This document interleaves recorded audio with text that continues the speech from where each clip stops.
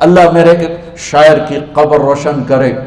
عربی بھی اچھی پڑھی اللہ کا فضل ہے، اردو تو اپنی زبان ہے، انگریزی بھی پڑھی اللہ کا فضل ہے، فارسی کی بھی شد بدھ لی. میں نے ایسا شاعر نہیں دیکھا، نہ اردو میں نہ عربی میں نہ فارسی میں. یہ تو میری زبان. انگریزی تو ویسے ہی پتہ نہیں کی ہو جائیے، اس میں تو شاعری ہے بھی صحیح ہے.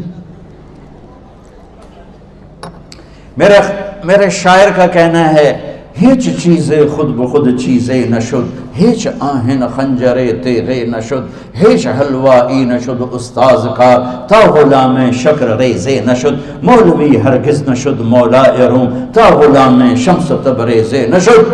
مولانا روم اور شمس تبریز پیر مرید کٹھے ہی ہیں پونیا میں. ترکی کا شہر ہے پونیا، ادھر مرید صاحب ہیں ادھر پیر صاحب ہیں. مولانا روم پہ فلسفہ غالب تھا. یہ اشعار کیا ہیں؟ علامہ اقبال فرماتے ہیں کوئی چیز خود بخود چیز نہیں بنتی، پڑا ہوا لوہا صدیاں گزر جائیں یا کروڑوں گزر جائیں سال، وہ اپنے آپ خنجر نہیں بنتا. سیکھے بغیر کوئی سیکھا ہوا نہیں بنتا. مولوی روم سے مولانا روم بنے جب شمس تبریز میں کے ہاتھوں میں ہاتھ دیا. تو اس کی ایک کہانی ہے جس پر انہوں نے یہ ربائی لکھی ہے، یہ انہوں نے نظم لکھی. ان پر فلسفہ غالب تھا، منطق. تو وہ تکبر پیدا کر دیتا ہے یہ علم. مسجد میں درس ہو رہا ہے اور ان کتابوں کا ڈھیر لگا، ساتھ ہاؤس تھا. شمس تبریز دیہاتی حلیے میں آئے، پاؤں میں جوتا بھی نہیں تھا، پگڑ سا باندھا ہوا. تو بڑے بھول پن میں کہتے ہیں مولانا روم سے اینچیست کتابیں پڑھی تھیں، اینچیست یہ کیا ہے؟ تو انہوں نے دیکھا جاہل، تو انہوں نے بڑے تکبر سے کہا ایہاں است کہ تو نمیدانی، یہ وہ ہے جو تو نہیں جانتا. وہ ایک دم آگے بڑھے، انہوں نے پوری کتابوں کو یوں دھکا دیا تو جا کے حوض میں گر گئی.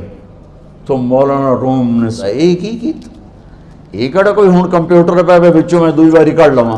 وہ یہ تو نے کیا کیا؟ میری ساری زندگی کی جہد برباد کر دی.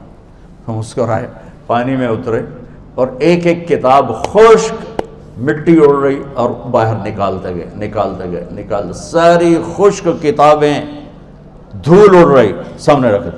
مولانا روم اب سر پکڑ کے بیٹھے، این چیز یہ کیا ہے؟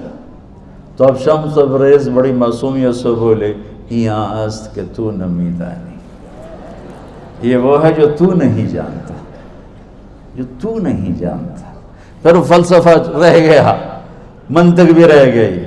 پھر مثنوی مولانا روم وجود میں آئی جس کا علم آج بھی بہتے چشمے پانی کی طرح